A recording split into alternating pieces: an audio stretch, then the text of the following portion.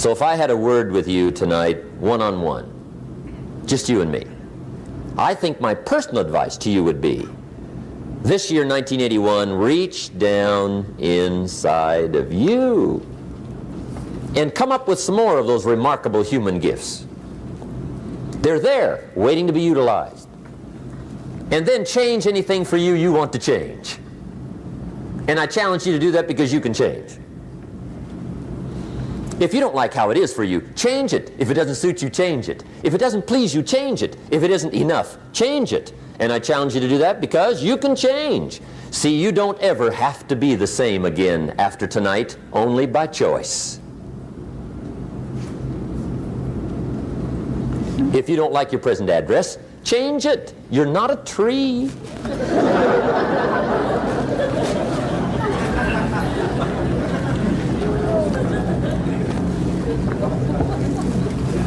Now, let me give you 3 steps to personal development. Let's get down to the nitty-gritty. What does it take to really make the changes starting tomorrow? It takes more than philosophical pronouncement. I know that. It also takes more than enthusiasm. I know we're hearing a lot about enthusiasm these days, but see, that just won't do the job. We're still hearing the old cliches of the 30s, right? To be enthusiastic, you must act enthusiastic. But see, that's not going to help. After you have leaped about, there are some things you got to do, or it isn't going to change. See, you can get all excited about lifting 200 pounds till you get to the gym. And then you need a new excitement. And the new excitement is called discipline. Major step to human progress. Discipline. If there's one thing to get excited over, that's it. Get excited over your ability to make yourself do the necessary things. What could you make yourself do starting tomorrow that would change it all? No telling. Now, see, that's exciting. On any given day, you can massively change the direction of your life. Murder is a clear example that any one person on any given day can forever alter the course of their life. It just happens to be a negative act. But just as sure as you can commit a negative act, you can also commit a positive act and forever alter your life whenever you wish. Now that's exciting. And whatever that act might be that changes your life.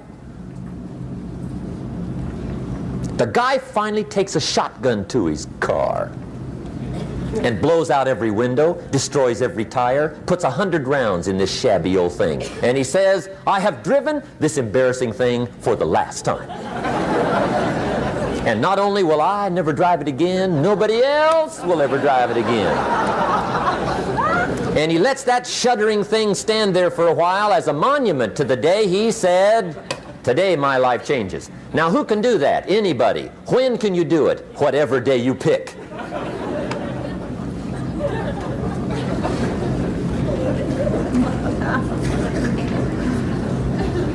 Now here's the key to discipline. Start with the little disciplines, get excited over the little disciplines, and get right on those because those will lead to the big ones. You can't handle the big challenges in life unless you take on the little ones. Make a list of all the things you can do. Get right on those. Discipline yourself for those, both for the results and for the muscle and for the practice. So that when life hands you some big challenges, you'll be ready, you'll have the muscle. But see, if you don't handle the small ones, you can't take care of the big ones. Okay, here's what else it takes for life change. Self-motivation. Key phrase, self-motivation. I don't know why we call it self-motivation. It's really the only kind there is. You've got to motivate yourself. Because I found out you can't change people. They can change themselves, but you can't change them. Lord knows some I've tried. But see, it won't work. People have to change themselves. I learned some of those lessons early. I built a little sales organization way back in those early days. I'm 25. And I had some nice people. I said, I'm going to make these people successful if it kills me. I almost died, right? I mean, you can't do that.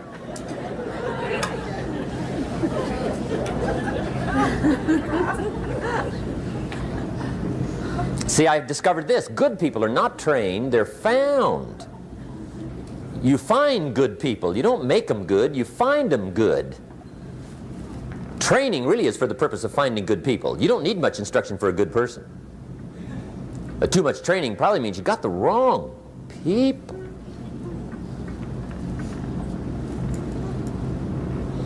So you got to find the right people. That's the key to getting a good job done.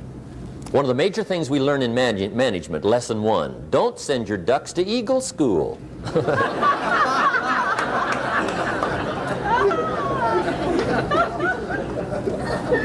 Because it won't help. I mean, I'm telling you, it won't help, no matter how good your school is. And the little eagle badge and little eagle hat, I'm telling you, it won't help. It won't help. You can tell whether your school's done any good, right, is when it's over, right? The duck goes for his first rabbit and makes him a friend. You say, no, no, no. Anyway, so it takes self-motivation to really alter your life. And you don't want to give self-motivation away to somebody else and make it somebody else motivating you. The guy says, boy, if somebody just come by and turn me on. What if they don't show up, right? See, you got to have a better plan for your life. Okay. Now, if you're excited and you're ready to change, let me give you 3 steps to start life change that can change your life, your personality, your lifestyle, everything can change. Here's the steps. Number 1, find out how things work. The first key to doing better is find out. To change your life, really, you need ideas. There isn't anything an idea can't change. And Schoaf taught me the major problem is lack of an idea, not a problem. At first I didn't have any money. I said to Mr. Schoaf, I don't have any money. He said, that's not a problem. Now see, up until then I always thought it was. Right? I was confused. He said, no, no, the problem is lack of an idea on how to create money and wealth. It isn't lack of money, it's lack of ideas. So if you get the ideas, see, you can change anything. Now to get ideas, you need a constant study of finding out. Now Schoaf also said, when you find out something that works, put the information in your journal. Don't use your head for a filing cabinet. Put it in your journal so that you can do the next best thing.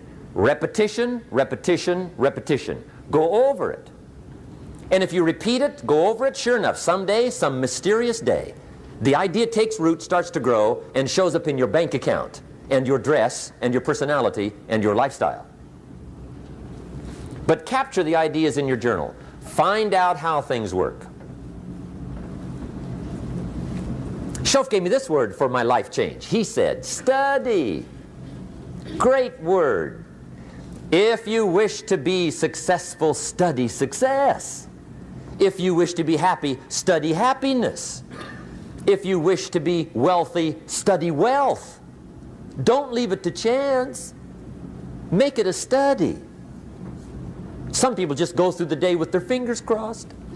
See, that won't do it. You've got to study the things that can change your economic, social, spiritual, personal life. Now here's a qualifying phrase. And we'll have several of these qualifying phrases throughout the seminar. Here's the first one. You may not be able to do all you find out. I understand that. You may not be able to do all you find out, but you should find out all you can do. See, you don't want to wind up at the end of your life and discover that you've lived only 1/10 of it. And the other 9/10 went down the drain. Not for lack of opportunity, for lack of information. So that's number 1, find out how things work. Now here's the best human virtue for finding out, curiosity. Make a note of that. Curiosity. Be curious. You might add a word to it that'll help. Childish curiosity.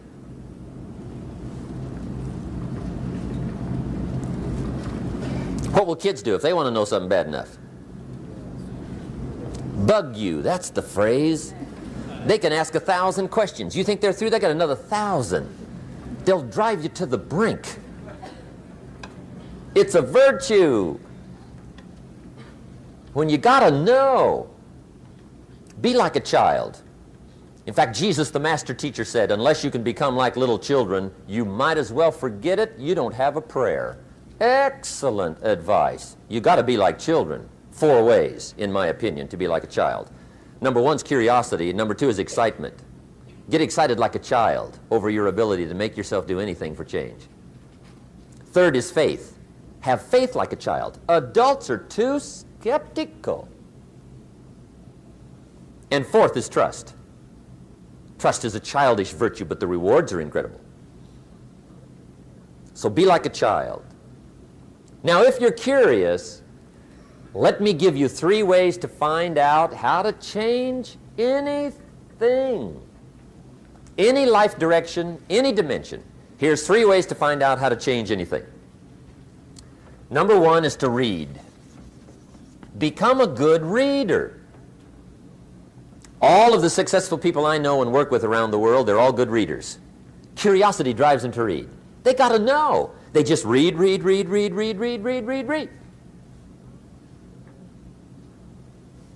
Become a good reader.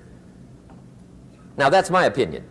Listen to the other lecturers and listen to me and make up your own mind. Don't be a follower. Be a student. Okay? I say, really, for life change, you got to read.